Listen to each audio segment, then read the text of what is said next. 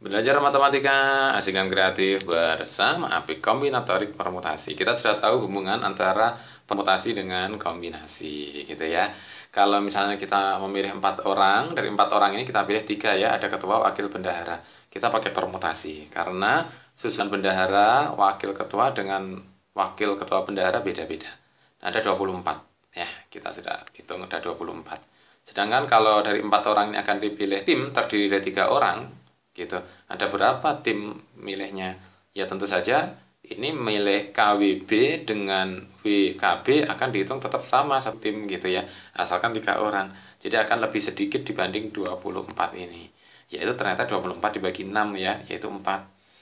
Dari mana caranya? Kita permutasi yang tadi 4 permutasi 3 dibagi dengan 6 karena 3 orang ini ketika diacak-acak tetap dianggap sama.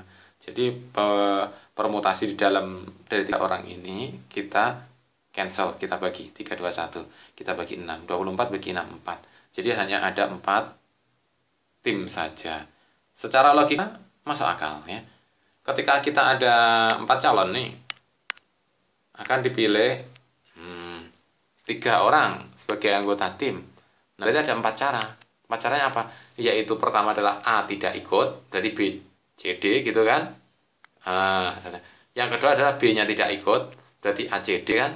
Yang ketiga adalah C-nya tidak ikut, begitu, A, B, D, berarti yang keempatnya adalah D-nya tidak ikut, begitu kan. Jadi A, B, C. Jadi memang ada 4 ini benar ya, membentuk tim yang terdiri dari 3 orang.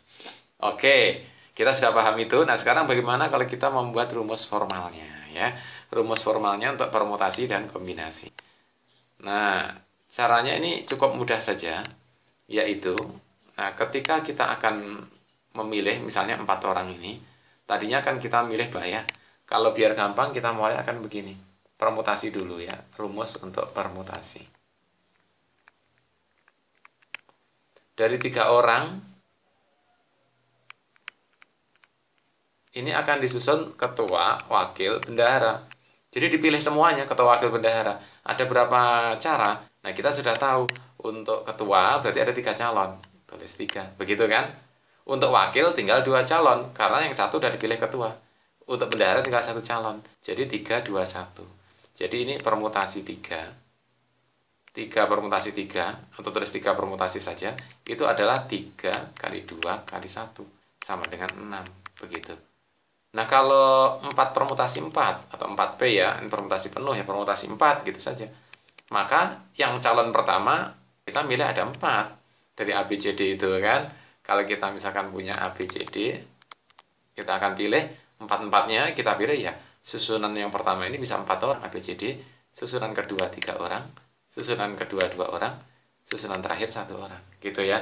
Jadi 4, 3, 2, 1 tinggal dihitung saja gitu. Ini sama dengan 24. Nah penulisan 4, 3, 2, 1 itu disebutnya 4 faktorial.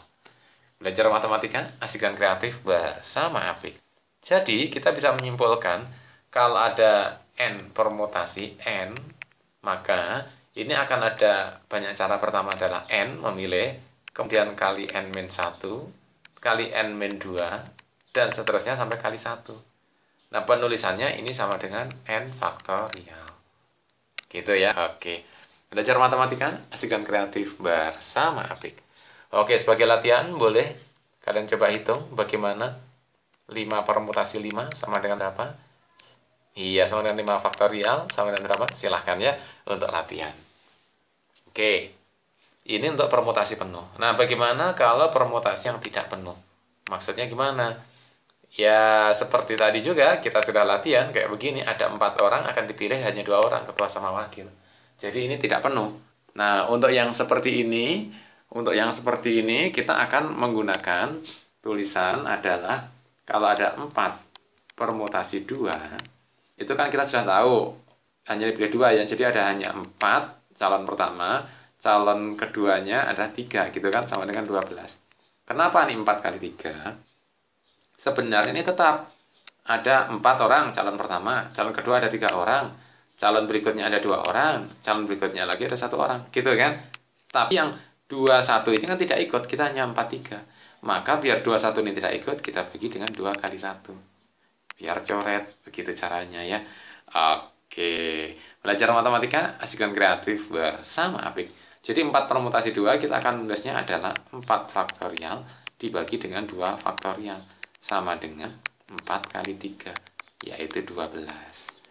Gitu.